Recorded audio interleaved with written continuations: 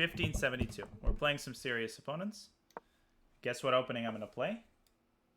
The King's Indian. We had some requests. I'm going to play the King's Indian, which is an opening where you fee and counter your bishop as early as possible. Now, in the King's Indian, as I've explained previously, it's what's called a hypermodern opening. And in the hypermodern openings, you give up a large share of the center. And in return, you try to attack the center from a distance with some of your pieces, in particular the bishop. The knight comes out. And you only claim control of the center when you're ready to do so. This is the concept that people don't always understand because it's not intuitive to not control the center. You're conditioned so early in your chess career to control the center. It looks like white is winning here. I mean, look at this. Oh, we've got nothing. The reality is black is already better. He's overextended himself. This is the essence of hypermodern openings. When we strike in the center, we mean business. The reason we mean business is because the reality is my pieces are positioned a lot better than my opponent's. His bishop and his knight aren't really coordinated. And he's basically going full steam ahead, engaging me in the center, but he's not ready for that. He's overextended. So watch what I do. Take d4. Now the first thing a lot of people will see is, wait a second, he takes the knight and he wins a piece, because if I take the knight, he takes the bishop. What did he miss? What do we do? 1500 is fine. That's when I started playing the King's Indian. I wouldn't say it's good for total beginners, though. I would recommend starting with a Queen's Gambit. Very nice. EF6, and we are in good shape. And let's see. Now, what's going on here? We are attacking two pieces simultaneously. In addition, we have opened an avenue to his king. That is a very dangerous avenue. Okay. And he is in huge trouble. We are also going to be up a pawn because we have taken 2 pawns and he's taken 0. So we're going to be up a piece. We're going to be attacking him. We're going to be up a pawn. We're going to be attacking him and he's underdeveloped. We are crushing him in 8 moves. This is why the King's Indian is a great opening. He's making it look good. And we actually get to keep the King's Indian bishop, so we can take with either piece. The reason I don't really want to take with the queen is maybe because he has knight d5, attacking the queen. So let's take with the bishop, again, keeping the queen for the more important tasks. I have 2 headphones. What do we do here? How do we continue? And I've already mentioned the move. We just have to put things in the right order. Oh, look at this little juicy morsel right here. We're going to attack the hell out of that one. Exactly. He has to play bishop d3 to defend. And then how are we going to follow up the attack on the knight on e4? What are we going to do to keep the attack on that going? Okay.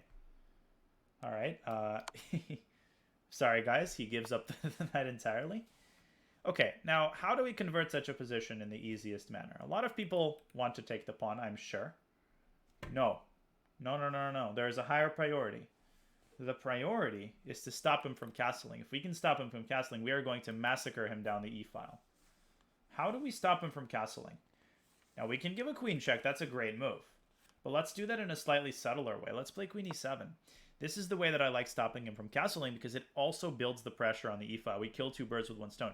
Do you guys see how often I try to do that? When I have an intention that I'm trying to fulfill with a move, I'm trying to fulfill other intentions along the way with that same move.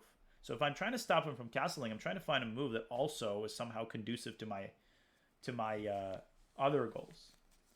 Okay, bishop f5 is possible, but we can attack the queen more directly. We can also play rook e3. The queen must move, and after the queen moves, guess what? That pressure down the e-file is finally going to bear fruit. Because we will be able to play what move? Do not forget about pawns as attackers. People always forget about pawns and the fact that they can be full-fledged participants in an attack.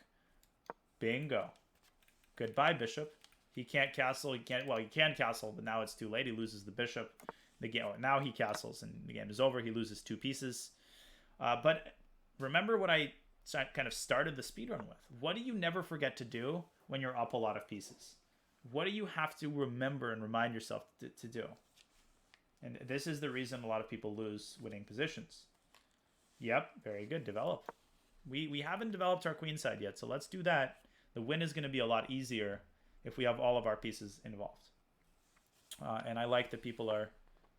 Whoa, thank you for that. Okay, now we can even avoid developing, but I will not. I will complete the development. And the game is over. Now, this is what the King's Indian can give you. I mean, a lot of extra pieces. We take another rook. And now we take a knight. Okay, we're up a couple of pieces here. And now it's checkmate. That was a pretty smooth King's Indian game. Man, this reminds me of why I play it. I wonder what our accuracy was. Our accuracy was probably perfect in this game because all of our moves were relatively straightforward.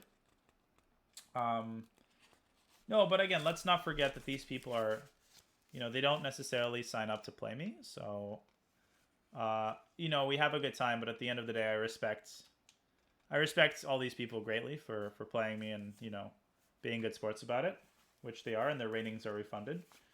So again, I'm laughing, but it's all in good fun. I'm not trying to make fun of anybody. You know, these guys are capable of playing very, very well and giving me a run for my money. Okay, so quickly let's go over this game because it wasn't that complicated. Now, a little bit of chess history. When was the first time the King's Indian was ever played? The first time that the King's Indian was ever played, according to my research, according to my records, is 1850. And it was played by an early Indian master named Banerjee. And Banerjee basically... Okay, so this is super interesting, guys, because this tells you a lot about chess history and the way that people thought 150 years ago. So listen to this. So the Indian master Mohisundar Banerjee played a match against one of the strongest British players of the 1850s. His name was John Cochrane. John Cochrane was the most classic 19th century player you could possibly think of. He did everything by the book. And he actually developed the Cochrane Gambit, which is this move in the Petrov. By the way, this is a very interesting line. I highly recommend it to players in the 1600-1700 range. It's actually not bad. And it can be used to get a very interesting position in the Petrov. So let's put on our 1800 hats. Let's imagine that we are, I don't know, let's imagine that we're John Cochrane. I wish I had a book from the 1800s to show you guys, but I don't. And, okay, we just purchased... My oldest book is this one, and we just purchased this book. Yeah, so we're going to the board, however they talk there, and our opponent in this game plays the King's Indian. What is this opening? He's giving up all of the center. What does Cochrane play in all of the games in this match? Knowing what you guys know about how people thought back then, what do you think he did? What would somebody in the 1800s do here? Knowing the chess principles that he knew back then. Excellent. Man, you guys are sharp. This is like the... Well, e5, no, but he would calculate... I mean, these people knew how to calculate. He played the 4 pawns attack, of course, because they were taught to control the center. And I'm pretty sure that Cochrane was probably laughing at this opening. Because what the hell is black doing giving up such a monster center? The 4 pawns attack to this day is a pretty dangerous opening. Now... Shall we check something interesting? So I don't clickbait people into thinking this was a chess history stream. This Handbuch des Schachspiels, Modern Chess Openings, written in the early 1900s. Shall we check what they thought of the King's Indian? Let's check what they thought of the King's Indian. I don't even know if it's analyzed. But let's see what they thought of the King's Indian 120 years ago. Man, this book is falling apart. We might need a German speaker, but I do know the German piece abbreviations. Let's have a look. Now, I'm going to the table of contents. Okay, so this is Italian. Schweizer, E4, E4, E4. I don't want E4. This is all E4. E4. This might just be volume 1 with E4. Sadly, I think this is just E4. Die Franzische, this is the French. No, D4. Wow. E4 takes up this much, and D4 takes up this much. This is really cool, because they didn't take D4 seriously. Thank you, Danny DeVito, for the sub. Okay, so we have D4. Queen's Gambits. King's Indian probably has like a page dedicated to it. Because it was only played a handful of times at that time. Okay, D4. Just bear with me, please, for a moment. I'm trying to read this. Knight F6, Knight F3, D6, Bishop F4, Knight BD7. Okay, so we're getting there. 1 E3, 1 C4, rare moves. Yes, I have it. D4, F5. They analyze the Dutch. Wow. Look at this. You can see the mistakes being made in the book. In the Dutch, they give the Dutch as an interesting opening. And in the Dutch, they give this line, which is a line. And then h6 is given an exclamation mark. This is a mistake. This is a mistake. Bishop h4. And now g5. Which is a mistake. And now they give bishop g3. But white has a much better move in this position. What is white's move? And this move, I believe, refutes the line. e4. Boom. e4. Now, by the way, they saw this idea because they didn't give f4 here because e3 undermines the pawn. They didn't miss this idea, but they missed e4 in this position. But e4 is very strong. And if you take, then you get checkmated, and black gets overextended here. So, basically, there are mistakes. So, let's see. Marshal Alekhine. d4, d5. I'm still seeing d4, d5. Yeah, d4. Spring at f6. So knight f6 was such a rare move that they basically consign it into like non-existent. Okay, footnote number 2. Mid d5. Okay, black probably transposes. Schlechter played this. I don't care what Schlechter played. 1g6, 1b6. White plays e4. Come on, guys. You didn't analyze the King's Indian? Step up your game. I think we should write these people. Whoever wrote this book, I know they're all dead now, but this is ridiculous. No, they didn't analyze it. The King's Indian is literally not analyzed. It's just the Dutch, and then like rare openings. No, it is kind of analyzed. Wow, they analyzed some interesting stuff, actually. Marshall Pillsbury. Yeah, basically relegated to...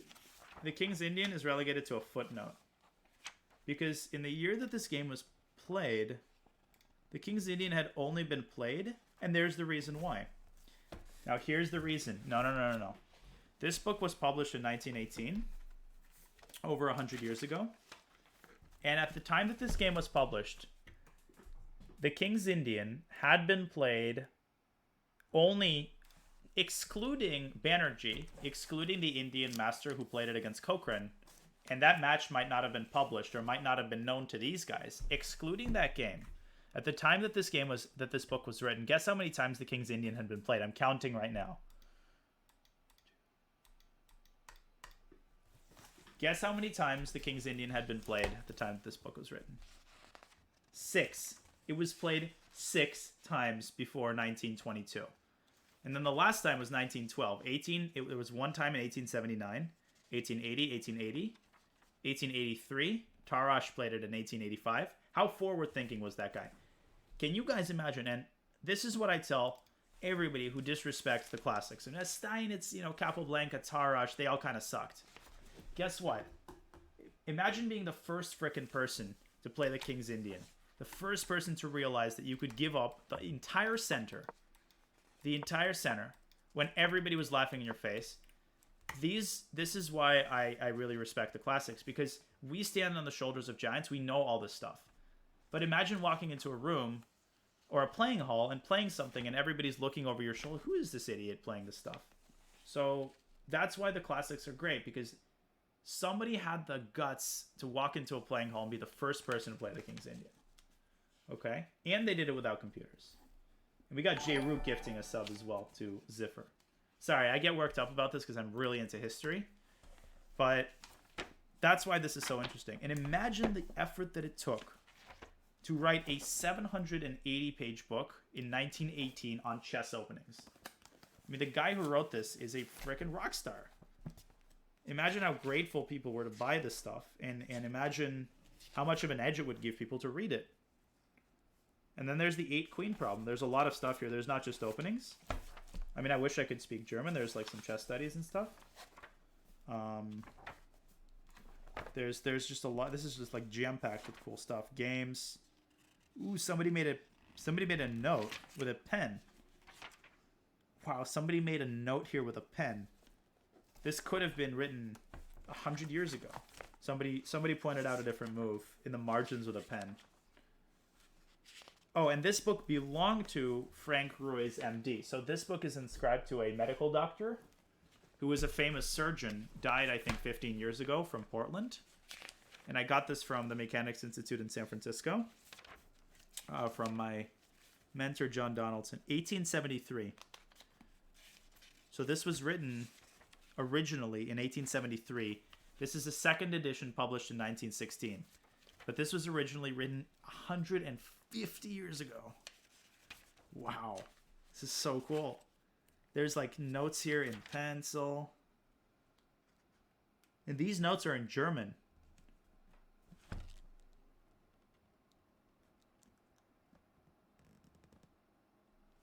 Wow. So these were notes by whoever owned this before this guy. What did the notes say? No, nothing. It's just like moves. It's just like moves. But, well, anyways. I have more of this stuff. I'll just need to find it. But basically, that's that. Sorry to go in the rabbit hole, but this is really cool, I think. Let me file this away. This is the oldest thing I have. Thank you, Slant Enchant. How much does that book cost? I don't think it says. But it's a beautiful book. It's falling apart, but look at the effort that was put into the cover.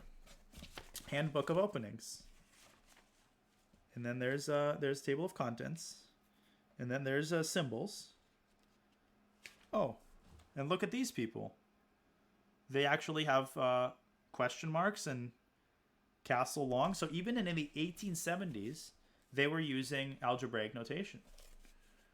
So, you know, people haven't really changed. You can see someone just reading this casually 100 years ago. Okay. The second oldest thing I have is before the time of Beth Harmon. And I've already showed this. This is a bound copy of the 1946 Chess Review. Chess Review was the monthly magazine of the U.S. Chess Federation. And I have the 1946 bound copy. There's some really cool photos in here. This, for example, is Arturo Pomar, a Spanish kid who would later go on to become a grandmaster. I always like looking at the prices and stuff, as I mentioned, in some of the articles. An Invitation to Chess by Irving Chernev and Kenneth Harkness. It cost $2. $2 to buy a hard copy book. Sportsman for Tone Tempo. Oh, there's Grooming Essentials. Dr. Alexander Alekhine. Wow, this is so interesting. Soviet Union. There's Chess News. 4 famous books cost $2.50. That's awesome. Yeah, I know that's like in that money. It's a lot more, but it's just funny. Pawn Snatch Refuted. Chess Marches On. Alekhine on the cover. Died. This is the magazine that came out after Alekhine died in 1946. He was on the cover of the next chess review article. Don't forget to get a good night of rest. Oh, never, never, Grandmaster Hess.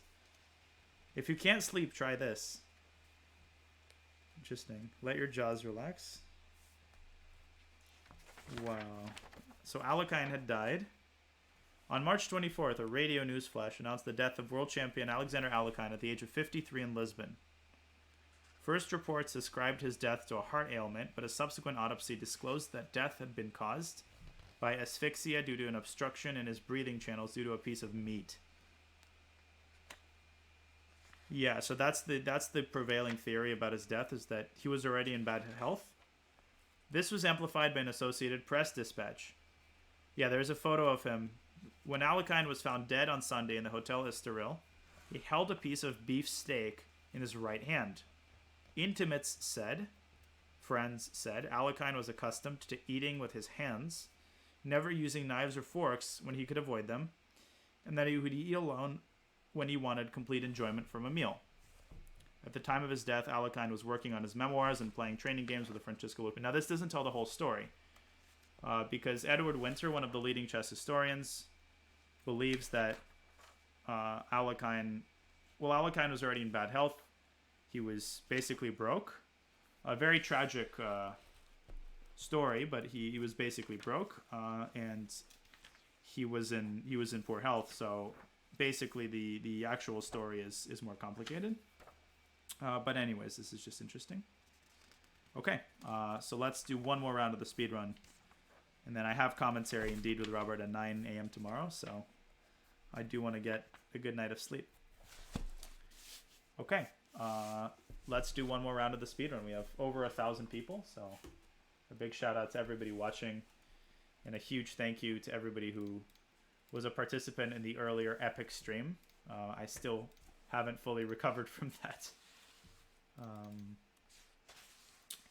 Okay, but back then, like, you didn't...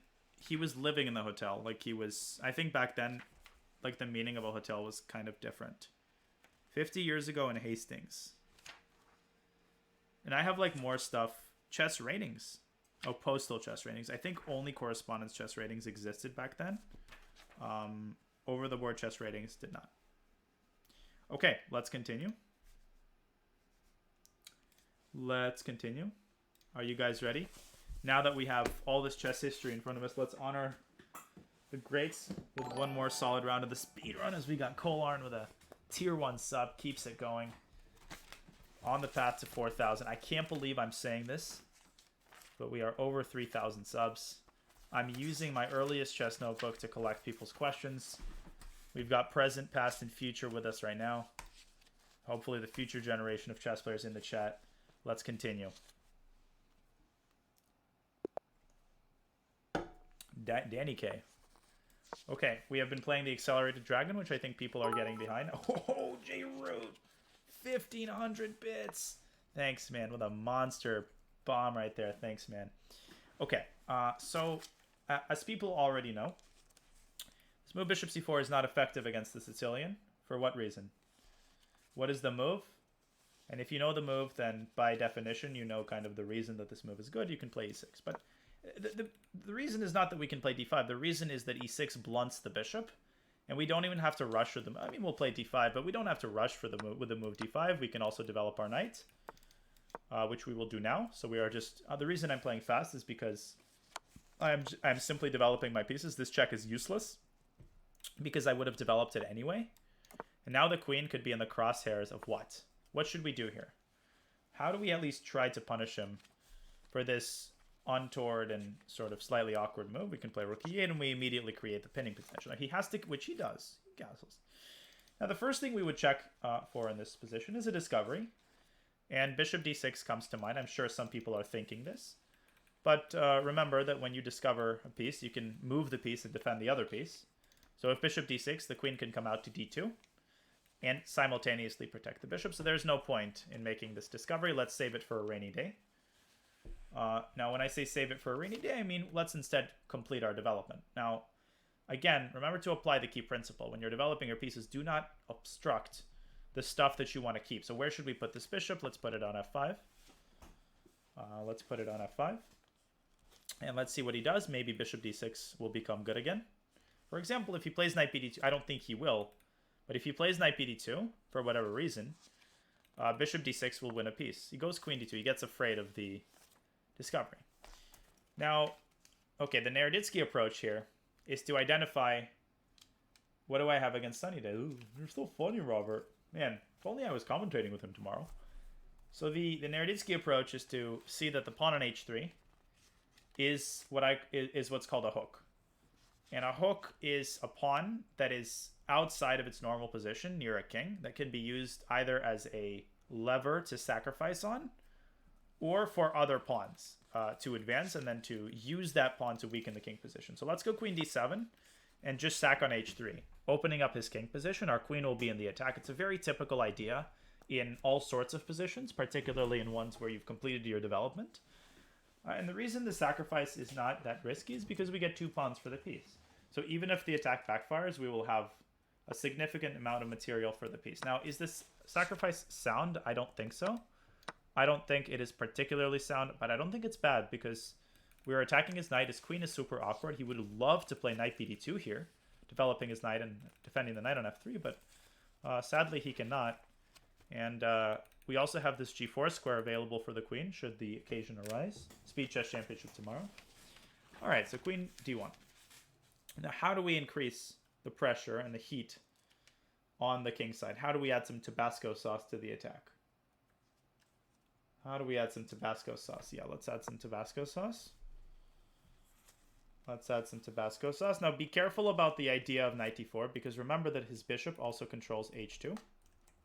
His bishop also controls h2, so it's not that simple. And in fact, I would take on d5 if I were white, just fearlessly, but people just don't play like this. I guess he proved me wrong, normally. But we have some really cool ideas here, actually. We have some really cool ideas here. So what can we do in this position? How can we play? So bishop h4 would be a great idea if it weren't for, well, the presence of the knight on f3. If it weren't for the presence of the knight on f3, then we would be able to go bishop h4 and bishop takes f2.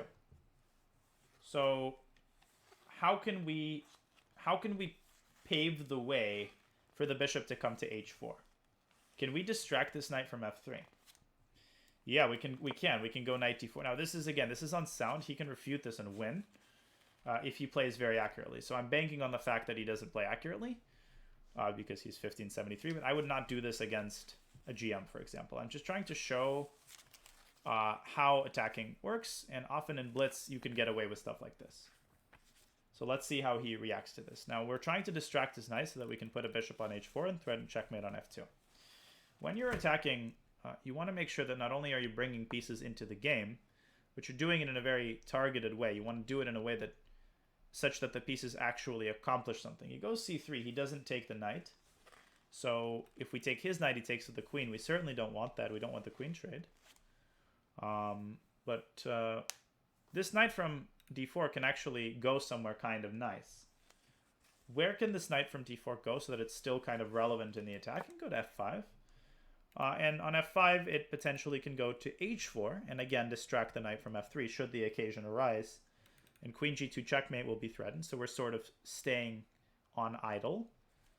Idle as in we're idling the engine here. And we're actually threatening knight h4, because he takes on h4, we will kill two birds with one stone. We will move the bishop in, and that bishop will threaten checkmate on f2. So let's see how he chooses to defend against that. You guys can begin to appreciate here how difficult it is to defend against this style of play, even if an attack is unsound from an engine's perspective. For a human being to defend against all this stuff is incredibly difficult. I know that expression. I don't like that expression either. But he's doing it incredibly well. So knight to e5. Okay. So how should we proceed? How should we proceed? Should we take the knight? So if we go bishop h4, he can take on g4. Ah, this is very nice. We can actually go bishop h4, I think. This actually takes some calculation from me. But we can actually go bishop h4. So here's the calculation is not that difficult. Because we are threatening checkmate. He can take our knight with two different pieces. He can take it with the queen, or he can take it with the knight. If he takes it with the queen, then as I've explained many times, you should always check for the undefended pieces. The rook on e1 loses its support, so we actually do take the queen. Then we take on e1, we win the rook. That same rook pins his knight to his rook. So even though he has two pieces for a rook, we have some compensation. The second way that he can take is with the knight, but then his queen is overloaded. It guards both g4 and e1, so we can take on e1 and then take on g4. This is the third move, but this doesn't do much. We just move the king away, and the problem is renewed. The king is perfectly safe. He decides on this move, so now we will win the rook back. He does get rid of the attack, but in return, the attack in a certain sense continues. Let's bring our other piece into the game, rook to f8, attacking the bishop. So this is, again, a very combative game. Our opponent played extremely well. He defended extremely well, but he's still far from out of the woods because this rook on e1, look how it's paralyzing his entire position.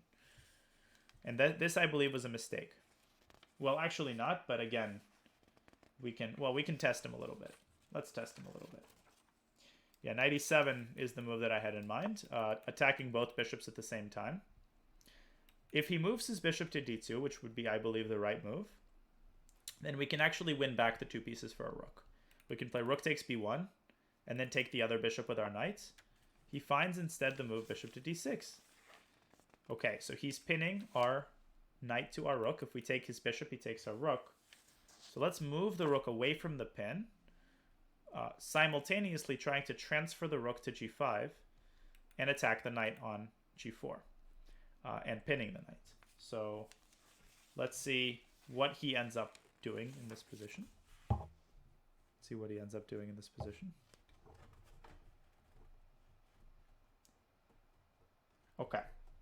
He's taking a little bit too much time. And if you're actually trying to improve at blitz, you can notice that this style of play makes it very difficult for people to come up with moves fast. And so in a certain sense, it's favorable to play like this because by definition, you're sucking the time off of your opponent's clock. Now, what can we do here? Let's go rook g5. He has to move his king. And now what do we do after he moves his king? Recognizing that the rook is pinning the knight, what do? I lived there freshman year. Or sorry, sophomore year. How do we enhance the attack on the knight? We go rook g1. And we take the knight, and we are in very good shape. We are up in exchange. So this was only 26 moves, which is kind of interesting because it looked much longer. There was a lot of interesting moments. How could he have refuted this attack? So the key moment occurred in, I think, this position. Had he taken the knight on d4, we would have played bishop to h4, threatening checkmate on f2. And in this position, I believe he could have played the move bishop to g2. The purpose of this move is to attack the queen and to open up the f1 square for his king. We can still take on f2, but he shifts his king to f1. There's a lot going on here. But basically, this boils down to 2 simple facts. Fact 1 is that white is up 2 pieces. So white can give away something, and he can still be up material. Fact 2 is that black's queen is hanging. So if I take on e1, he takes with his queen. We have a situation where both queens are hanging. In such situations, as I've explained, you want to look for desperado sacrifices, giving up your queen for the maximum. We can do that with queen takes g2. The problem, as I've explained, goes back to fact 1. White is up 2 pieces. White is no longer up 2 pieces, but he is still up 1. And I have some pawns for it, but by and large, it's an endgame, so white is much better. Okay, so again, this is one of those things that looks super complicated, but it's not that hard to calculate. And people shouldn't be afraid of this kind of chaos, because you really want to zero in on the observations that make a position tick. You want to kind of really figure out what's going on. And you shouldn't be afraid just because of the way that a position looks. Okay? All right, great. So let's do maybe one more game. 1 second, please. So if he played accurately, he would have been better. Yes, that's what I'm saying, but I warned you guys. That's why I believe the sacrifice was unsound. And if I was playing a GM, I would have probably played p5 to try to drive his bishop in with c4. That would have been a good, that would have been a solid move just to improve the position.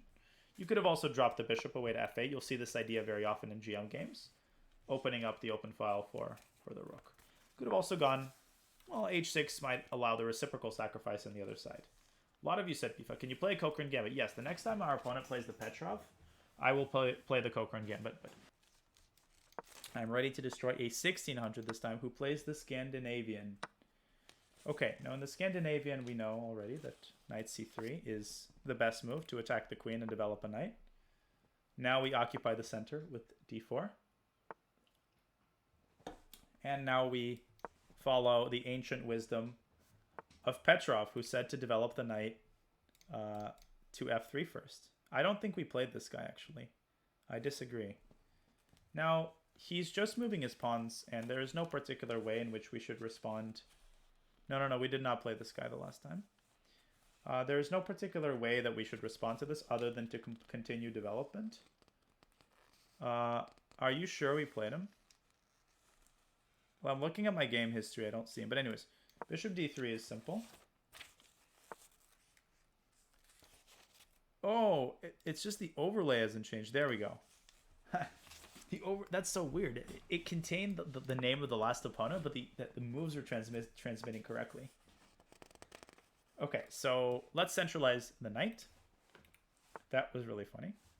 And develop our bishop. So right now I'm just developing all my pieces. I'm not doing anything crazy, which is why I'm moving fast. Okay. Now, what should we do in this? Yeah, I was like, what? What should we do in this position? Let's bring our queen out to f3, which is a very typical way to apply pressure on his position. Notice that I'm also giving up the d4 pawn, and there is a reason that I'm doing that. And the reason that I'm doing that is because he's so poorly developed that if he takes on d4 with his queen is going to be incredibly vulnerable to attack. Now, what should we do in this position? We can win a pawn. It's the Rai Lopez demon. It's Rai Lopez. Loose pieces. Drop off. Boom. If he takes, we take the bishop. Loose pieces drop off. That's a free pawn. There's no reason not to take it. Okay, he goes knight d5, so he attacks the bishop. Let's take it. Now we do need to move the knight away, so let's move it back to c3. Okay, so we're up a pawn. We're in good shape. He's probably going to go here. Nope, he's going to go f6. Okay, now what should we do in this situation? And I'll give you guys a hint. We can create a counter threat against his pawn on h7 because we have a bishop on t3. That's very, very strong. A lot of people might think the move is queen h5. But be very, very careful. Because if we... Oh, we got another... Oh my goodness. Oh my lands. We got another one from Gem Jam. Another 10,000. Are you kidding me? I will have a good night. We're going to go queen h3 so that g6 doesn't come with tempo. What a day this has been, and culminating in 2 bombs dropped by Gem Jam. Now we're going to move our knight away now that we've provoked the weaknesses in his king side. And oh, king h8, pin. What does this tell us about what we should do? Thank you so much, Gem Jam. Oh, what should we do here? Boom. We will take the pawn on g6, yes.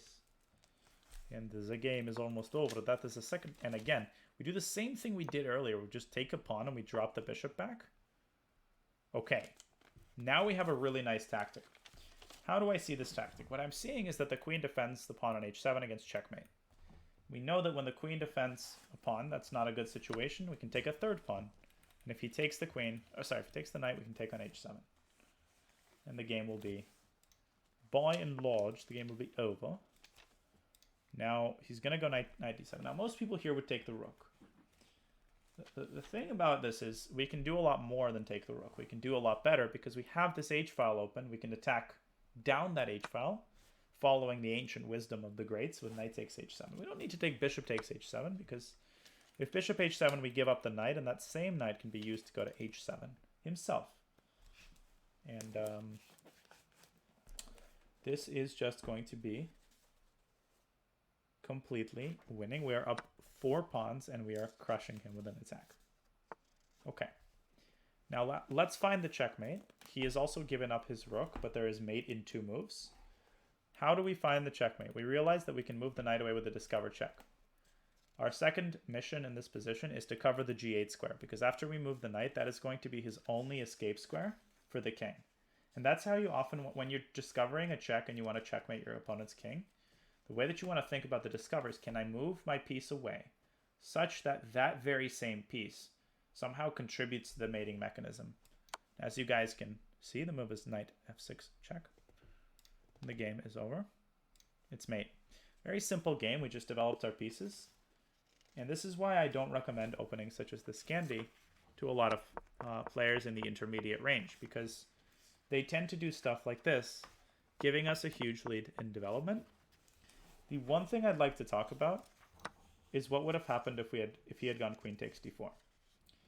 Now, when you look at this move, the immediate thing you should notice is the relationship between the queens. So if this bishop could move away with check, then that would win the queen. And so you need to find a tactic in order to force the king onto a square where you could deliver check to. This looks like a complicated combination, but the logic behind it, no pun intended, is very simple. You're just trying to get the king onto a square where you can deliver the discover check.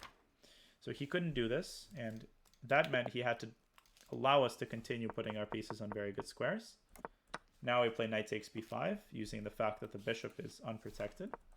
We drop the knight back. We attack h7. If he had taken the knight, we take it. Check. And checkmate is very simple. We can even checkmate with a pawn. D takes c5. And after knight g4, I mean, his position has already been softened up. We take on g6. We take on f6, distracting the queen. Notice how our own queen, and I've mentioned this often, the queen is often sort of the supporting actress.